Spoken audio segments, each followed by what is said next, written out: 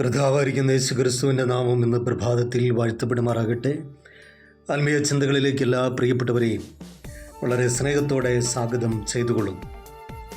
ഉൽപ്പത്തി പുസ്തകം 5-ാം അധ്യായം 28-29 വാക്യങ്ങളിൽ ലാമേക്കിന് ജനിക്കുന്ന ഒരു മകൻ, അവൻ്റെ പേര് നോഹ എന്നാണ്. നോഹ ജനിക്കുന്നു. അവൻ അങ്ങനെ ഒരു പേരിടുവാനുള്ള കാരണം 29-ാമത്തെ വാക്യത്തിൽ വായിക്കുന്നത്, യഹോവ ശപിച്ച ഭൂമിയിൽ നമ്മുടെ പ്രവൃത്തിയിലും നമ്മുടെ കൈകളുടെ പ്രയത്നത്തിലും ഇവൻ നമ്മെ ആശ്വസിപ്പിക്കുമെന്ന് പറഞ്ഞ് ഒരു നോഹ എന്ന് പേരിട്ടു. യഹോവയാൽ ശപിക്കപ്പെട്ട ഭൂമിയിൽ ഒരാശ്വാസകനായി മാറുമെന്ന് വിശ്വസിച്ച ലാമേക്ക് തനിക്ക് ജനിച്ച ഈ മകന് നോഹ എന്ന് പേരിട്ടു. ഇപ്പോൾ നോഹയുടെ ചരിത്രം പഠിക്കുമ്പോൾ അവനൊരു ആശ്വാസകനായി ഭൂമിയിലേക്ക് ജന്മമെടുത്തു. ദേശത്തിന്, ഭവനത്തിന്, പ്രിയപ്പെട്ടവർക്ക് എല്ലാം ഒരു ആശ്വാസകനായി ജനിച്ച മനുഷ്യൻ. ഭൂമിയിൽ പാർക്കുമ്പോൾ മറ്റുള്ളവർക്ക് ആശ്വാസമായി, ബലമായി, സാന്ത്വനമായി, സൗഖ്യമായി ഒരു ദൈവവേദൽ പാർക്കണമായിരിക്കണം എന്നുള്ളതാണ്.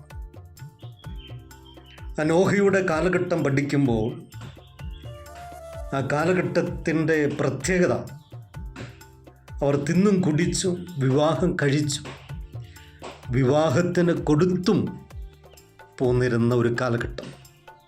മത്തായിയുടെ സുവിശേഷം 24-ാം അധ്യായം 38-ാം വാക്യത്തിൽ രേഖപ്പെടുത്തിയിരിക്കുന്നു.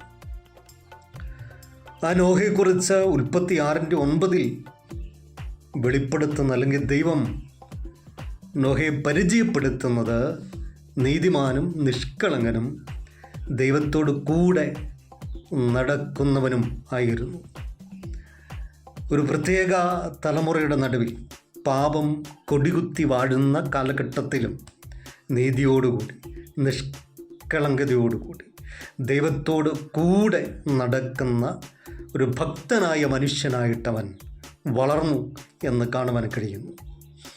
അതുമാത്രമല്ല, 6-ാം അധ്യായം 22-ാമത്തെ വാക്യത്തിൽ ദൈവം കൽപ്പിച്ചതൊക്കെയും ചെയ്തു, അങ്ങനെ തന്നെ ചെയ്തു. പാപം പെരുകിയപ്പോൾ ദൈവം ദേശത്തെ ന്യായം വിധിപ്പാൻ തീരുമാനിച്ചു. വലിയൊരു ജലപ്രളയമാണ് ദൈവം ജനത്തെ നശിപ്പിക്കുവാൻ വേണ്ടി ഒരുക്കാൻ പോകുന്നത്. അതിനു മുമ്പ് മനുഷ്യൻ ശേഷിക്കണം, വീണ്ടും തലമുറ ഉണ്ടാകണം. മൃഗങ്ങളും അങ്ങനെ തന്നെ. അതുകൊണ്ട് വലിയൊരു പെട്ടകമുണ്ടാക്കണം, ഗോഫേർ മരം കൊണ്ട്. നോഹയോട് മരത്തിൻ്റെ കാര്യം പറയുന്നു. ആ പെട്ടകത്തിൻ്റെ നീളം, വീതി, ഉയരം, അതിൻ്റെ അറകൾ, അതിന് തേക്കേണ്ട പശ, ഇതെല്ലാം ദൈവം കൽപ്പിക്കുമ്പോഴും അതിൻ്റെ ഓരോ വാക്ക് ദൈവം പറയുമ്പോഴും അതിൻ്റെ അവസാനം രേഖപ്പെടുത്തുന്നത് നോഹ അങ്ങനെ തന്നെ ചെയ്തു എന്നാണ്.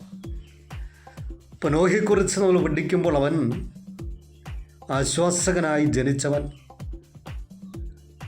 നീതിമാനും നിഷ്കളങ്കനും ദൈവത്തോട് കൂടെ നടക്കുന്ന മനുഷ്യൻ.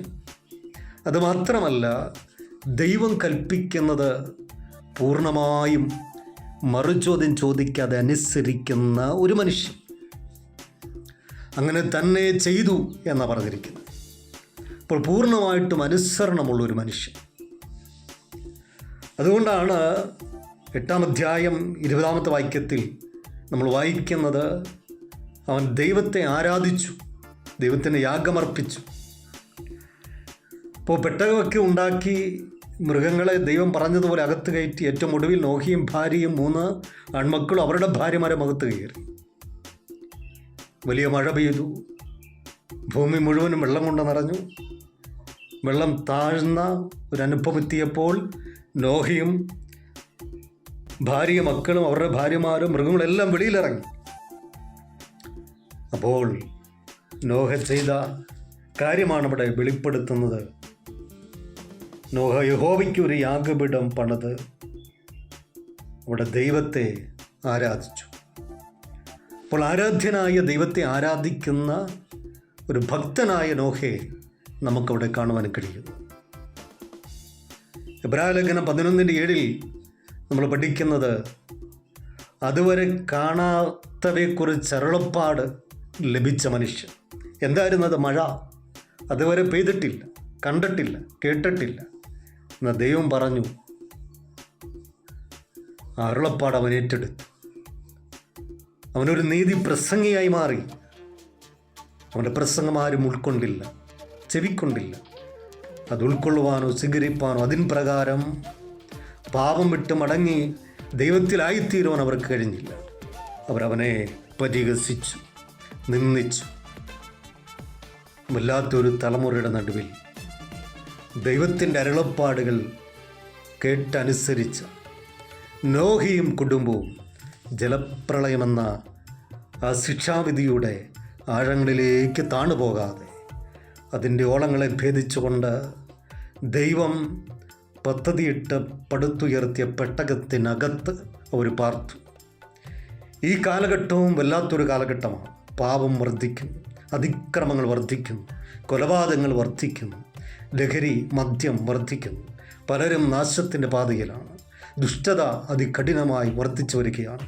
ഇതിന് നടുവിലും നമുക്കൊരു രക്ഷാ പെട്ടകമുണ്ട്. അത് നസറയനായിരിക്കുന്ന യേശുവാണ്. നോഹ പെട്ടകത്തിൽ കയറി രക്ഷപ്പെട്ടതുപോലെ ക്രിസ്തുവെന്ന പെട്ടകത്തിനകത്ത് കയറി നിത്യരക്ഷയുടെ